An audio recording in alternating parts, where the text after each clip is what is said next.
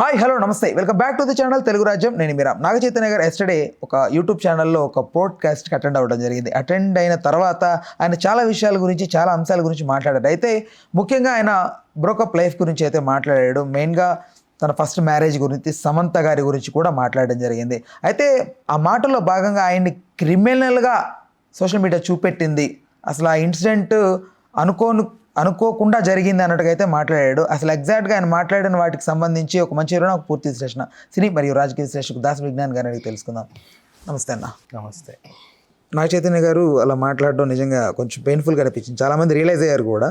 But అది నాగ చైతన్య గారు mutual understanding realise అయ్యి మేము విడిపోయి ఉంటున్నాడు. బట్ సోషల్ మీడియా తప్పు అన్నట్టుగా చెప్తున్నాడు ఆయన. అసలు దీనికి మీరేమంటారు? అసలు ఎక్కడన్నా ఒక సెలబ్రిటీ కపుల్ విడిపోతే చాలామంది వాళ్ళ మీద దుమ్మెత్తి పోస్తారు, అది కామన్.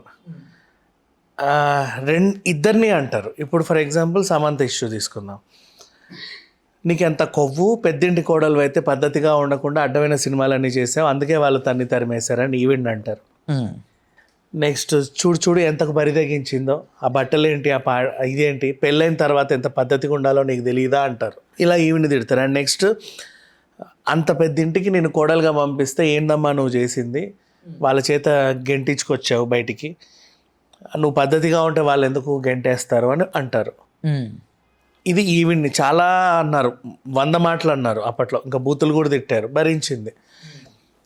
ఇప్పుడు నాగ చైతన్యం అందు ఈయనను కూడా ఈయన పెద్ద క్రిమినల్, పెద్ద అది అని అంటే ఇప్పుడు సమంతని క్వశ్చన్ చేశారు అంటే సమంత ఫ్యాన్స్ అటాక్ చేస్తారు. నాగ చైతన్యని క్వశ్చన్ చేశారంటే నాగ చైతన్య ఫ్యాన్స్ అటాక్ చేస్తారు. అది కామన్గా జరిగేది అంతే.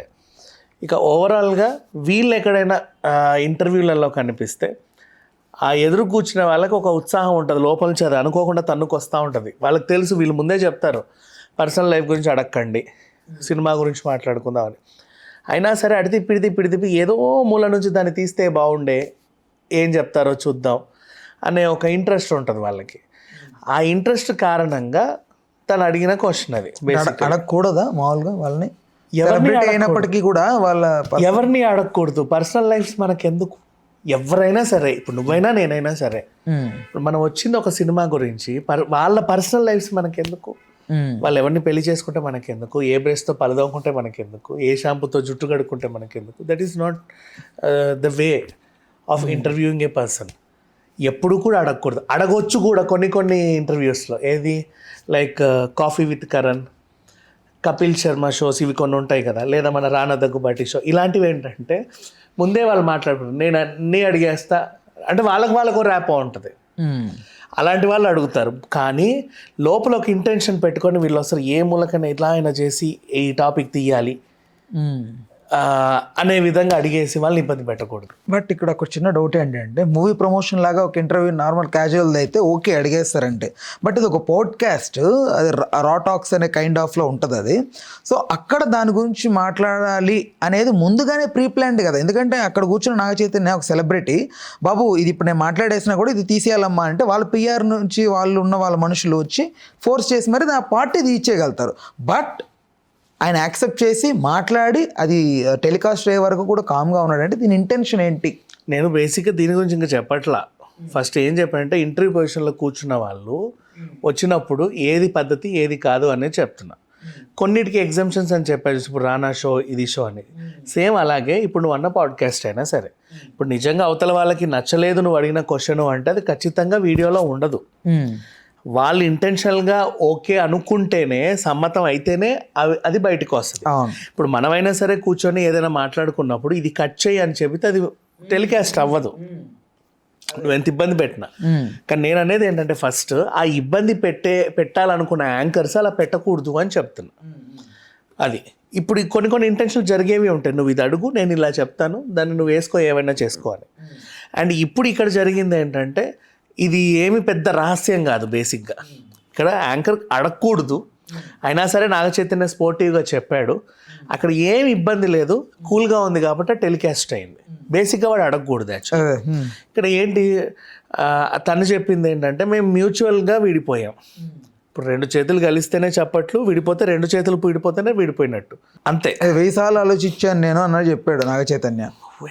వాట్ ఎవర్ ఎన్నిసార్లు అన్నా ఆలోచించుకొని, ఎవరైనా చించుకొని, ఏ అమ్మాయిది ఏమన్నా 1000 సార్లు ఆలోచించదా? ఈయన 1000 సార్లు ఆలోచిస్తే అమ్మాయి ఆలోచించదా? తను కూడా 1000 సార్లు ఆలోచించుంటుంది కదా. తన జీవితం కూడా కదా, ఈ ఒక్కడి జీవితం కాదు కదా, ఇద్దరి జీవితం. విడిపోయారు అంతే. అది వాళ్ళ వ్యక్తిగత ఒకరికొకరు పరస్పరంగా జరిగినటువంటి ఒక కాంట్రాక్ట్. కలిసి ఉందాం అనుకుంటే కలిసి ఉందాం, విడిపోదాం అనుకుంటే విడిపోదాం. ఎవరి వాళ్ళ లైఫ్లో వాళ్ళు బాగున్నారు. ఇప్పుడు మీద పడి రక్కే వాళ్ళు వస్తారు. ఈమె తరఫున వాళ్ళు ఈయన రక్కడం, ఈయన తరఫున వాళ్ళు ఆమెను రక్కడం. ఇప్పుడు ఎందుకు నాగ చైతన్య ఎక్కువగా రక్కుతున్నారు అంటే, వీళ్ళిద్దరు విడిపోయి ఎవరి జీవితాల్లో వాళ్ళు ఉంటే ఎవరేమనరు.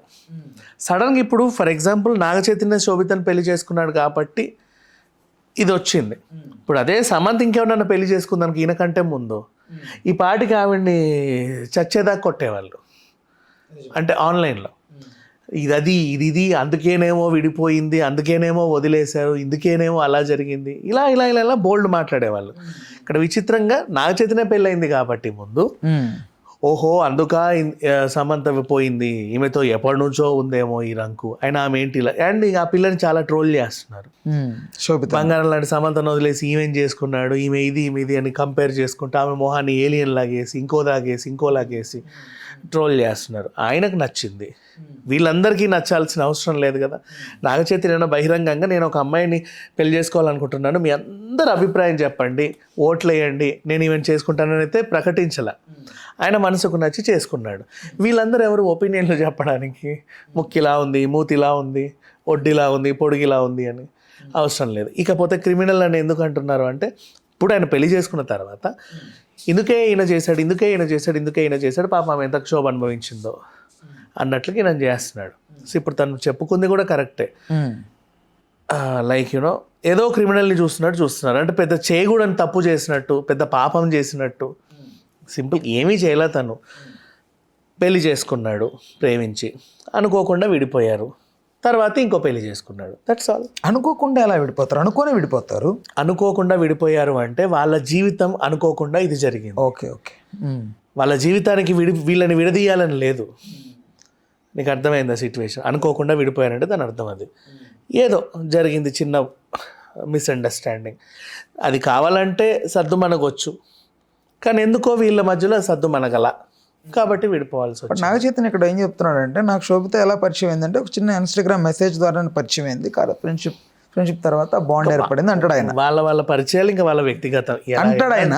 బట్ చాలా మంది అభిప్రాయం పడుతున్నారంటే శోభిత ఇంటర్ఫియర్ అవడం వల్లే అదే అంటున్నా. వీళ్ళ పరిచయం ఆయన వ్యక్తిగతం, ఇలా దాన్ని కూడా ఏదేదో తీసి గుడ్డు మీద ఈకలు పీకడం ఇలాంటి వాళ్ళకు కూడా అలవాటే. ఆ దరిద్రం గురించి మనం మాట్లాడడానికి లేదు.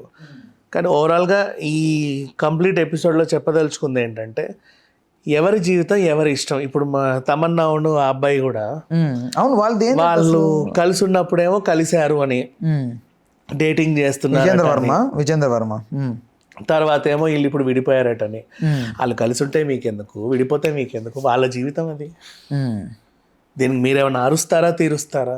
వాళ్ళు కలిసి ఉంటే ఏమైనా వాళ్ళకి ఏమైనా బంగ్లా కొనిస్తారా, లేకపోతే విడిపోతే ఏమైనా అయ్యో పాపని ఏమైనా డొనేట్ చేస్తారా ఇద్దరికి? ఇక్కడ పాయింట్ చెప్తా వినండి. యాక్చువల్లీ ఎవరైతే ఇలా మాట్లాడుతున్నారో వాళ్ళు తప్పే కాదని అంటాను నేను. ఎందుకంటే ఇప్పుడు ఫర్ సపోజ్ రవితేజ గారు ఉన్నారు, సో కాళ్ళు కొంతమంది హీరోస్ ఉన్నారు, వాళ్ళ వ్యక్తిగత జీవితాలని ఎక్కడ కూడా బయట పెట్టరు. వాళ్ళ పిల్లలెవరో ఈ రోజుకి బయట కరెక్ట్గా తెలియదు, వాళ్ళ ఆవిడెవరో కూడా ఎవరికి తెలియదు.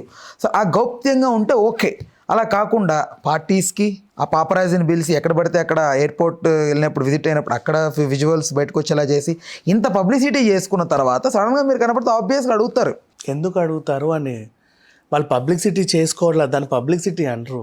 ముంబైలో పాపరాజీ అని ఉంటుంది. ఎగ్జాక్ట్లీ, అది సెలబ్రిటీలు వాళ్ళ లైమ్ లైట్లో ఉండడానికి చేసుకుంటారు. మరి అది పబ్లిసిటీయే కదా. లైమ్ లైట్లో అతనితో అది వేరు, ఇది వేరు, దాంట్లో చాలా వ్యత్యాసం ఉంది. పబ్లిసిటీ వేరు, వాళ్ళ లైమ్ లైట్లో ఉండాలనుకున్న తాపత్రయం వేరు. తరచూ వీళ్ళు అలా కనిపిస్తూ ఉంటేనే ఓహో ఇంకా ఒడ్డు పొడుగు బాగానే ఉంది, పర్వాలేదు ఈమెను సినిమాలో పెట్టుకోవచ్చు అని అడిగి వాళ్ళకి అవకాశాలు రావాలి. దానికోసం వాళ్ళు తాపత్రయపడతారు. రోజుకో డ్రెస్ వేసుకొని ఇంట్లో కూర్చుంటే రాదు మైలేజ్, నువ్వు ఇన్స్టాలో పెట్టుకోవాలి. సడన్గా ఓ పార్టీకో, కావాలని ఒక పబ్కో, కావాలని ఒక సెలూన్కో, కావాలని ఎయిర్పోర్ట్కో ఎక్కడికైనా వెళ్తున్నప్పుడు ఆ అటెన్షన్ ని వీళ్ళు గ్రాప్ చేసేలాగా వీళ్ళు డ్రెస్అప్ అయ్యి అలా వెళ్ళిపోతారు. దాన్ని అన్ని న్యూస్ పేపర్లలో వేస్తారు. కొన్ని ఉంటాయి కొన్ని మ్యాగజైన్స్ వీటి కోసమే ప్రత్యేకంగా. అవి సినిమా వాళ్ళే ఎక్కువ చూసుకుంటారు అండ్ ప్రకటనలు ఇచ్చే వాళ్ళు ఎక్కువ చూసుకుంటారు. వ్యాపారవేత్తలు వాళ్ళు వీళ్ళు ఓ మంచి డైమండ్ ఈ అమ్మాయిని మన దానికి పెట్టండి అంటారు. ఓ 1 year కాంట్రాక్ట్ ఇస్తే పాప మా పిల్లకు 20 కోట్లు వస్తాయి. ఏ డైరెక్టర్ చూసి ఈమె సెట్ అవుతుంది కదా మనకి ఈ క్యారెక్టర్కి, ఈ యాంగిల్లో చూడండి ఈ యాంగిల్లో చూడండి అంటే అప్పుడు ఒక అవకాశం వస్తుంది. దానికోసం వాళ్ళు చేస్తారు. అంతేగాని మిమ్మల్ని అందరినీ వచ్చి వాళ్ళ వ్యక్తిగత జీవితాలు అడగమని కాదు దాని ఉద్దేశం. అంతే, అది వాళ్ళ అవకాశాల కోసం. కావాలని ర్యాంప్ వాకులు చేయరు, ఫోటోలు పట్టుకొని ఆఫీసుల చుట్టూ తిరగరు. ఒక స్టేజ్ వచ్చిన తర్వాత ఫోన్లు చేసే అవకాశాల గురించి కూడా అడగరు. అదొక స్ట్రాటజీ. అటు ఇటు వెళ్తుంటే వీళ్ళు వచ్చి ఫోటోలు క్లిక్ చేస్తే ఎవడో చూసి ఫోన్ కొడతాడేమో అని అప్పుడు ఆఫీస్కి వెళ్ళి రెమ్యునరేషన్ మాట్లాడుకొని ఆ ప్రాజెక్ట్ ఓకే చేసుకుంటారు. అంతేగాని నీకు కడుపు ఎప్పుడు వచ్చింది, నీ పిల్లలు ఎంతమంది పుట్టారు, నువ్వు ముహూర్తం విడిపోయావా లేదా, మీ అత్త నేను కొడుతుందంట కదా, ఇవన్నీ అడగమని కాదు దాని ఉద్దేశం. అలా రైట్, ఓకేనా. Thanks for the time, thanks for information. Please do subscribe to Telugu Rajyam channel. Please do subscribe to Telugu Rajyam channel. Please do subscribe to Telugu Rajyam channel. Hi అండి, నేను మీ ఆర్పీని, నెల్లూరు పెద్దారెడ్డి చేపల పులుసు ఓనర్ని. మీరు తెలుగు రాజ్యం అనే ఈ యూట్యూబ్ ఛానల్ సబ్స్క్రైబ్ చేసుకుని మంచి మంచి వీడియోలతో వస్తారు. Thank you so much. Hi people, I'm Sonakshi Verma and you please watch Telugu Rajyam and please subscribe to the channel.